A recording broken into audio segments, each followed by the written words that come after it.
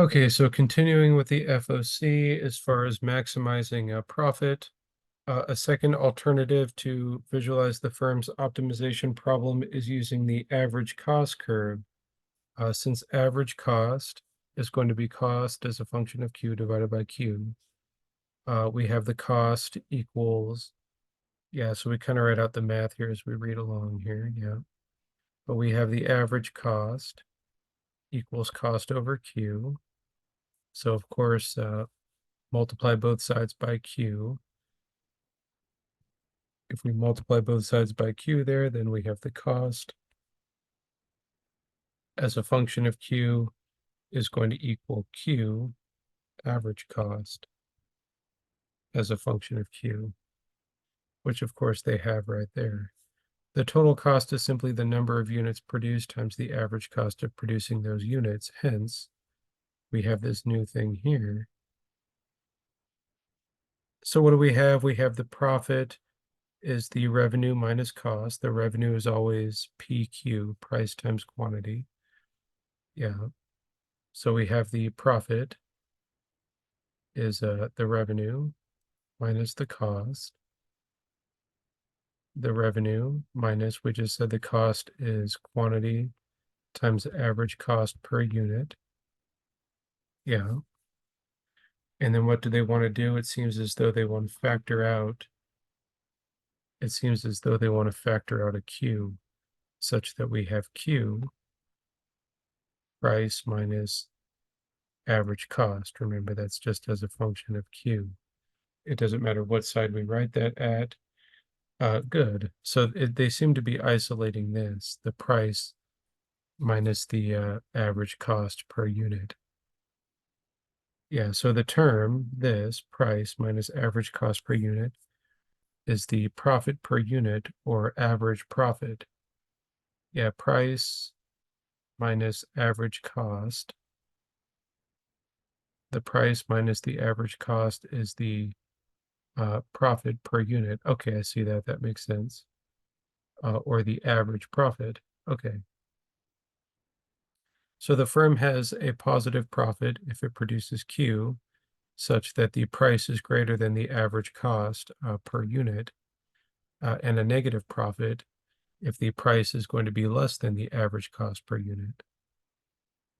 Of course, given that P minus AC there.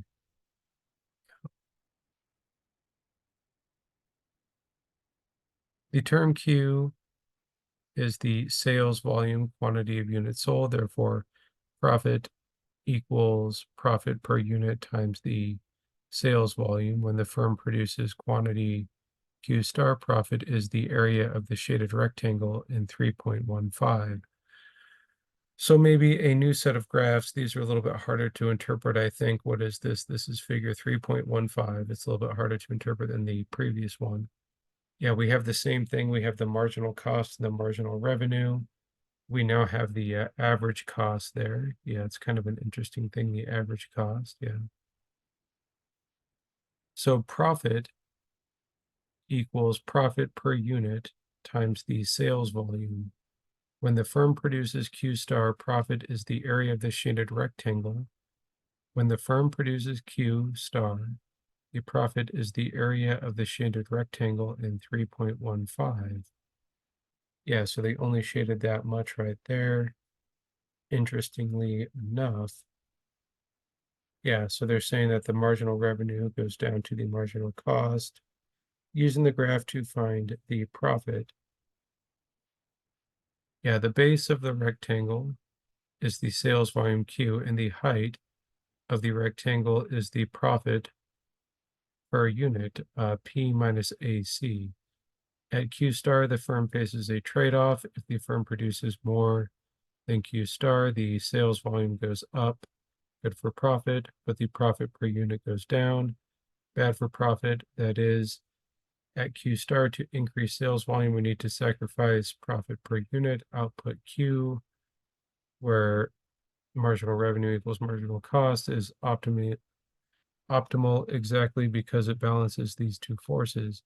The gain from a larger sales volume exactly compensates the loss from a smaller profit per unit. Note that the optimal choice is not the point where P equals AC. Okay, so profit would be 0 in this case, but the point where P equals MC. So they kind of all-star that one little thing there where P equals MC. That's going to come along later in the book. Yeah, Q is where P equals MC. Yeah. P equals MC. Did I interpret that right? Or P equals MC. Anyways, we'll kind of see what that means later.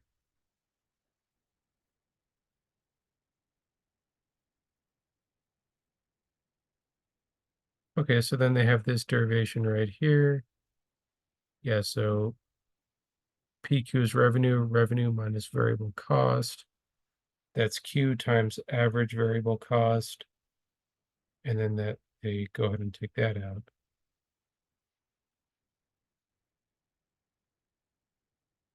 The term P minus average variable cost is the variable profit per unit, or the average variable profit. The firm has a positive variable profit if it produces Q such that P is greater than average variable cost, and a negative profit if P is less than average variable cost. So we kind of see already how hairy it's gotten here and how difficult it is to interpret that graph. So maximizing profit, that concludes first order condition. In the next video, we are going to tackle maximizing profit second order condition. And what kind of fun-filled graphs we have. So these kind of curve graphs, staying above the AVC, we're going to have some very basic concepts. They're hard to interpret, of course, but basic concepts that come out of them. One of them being staying above the AVC, average variable cost, but some of the very basic concepts that come here are very important, I think.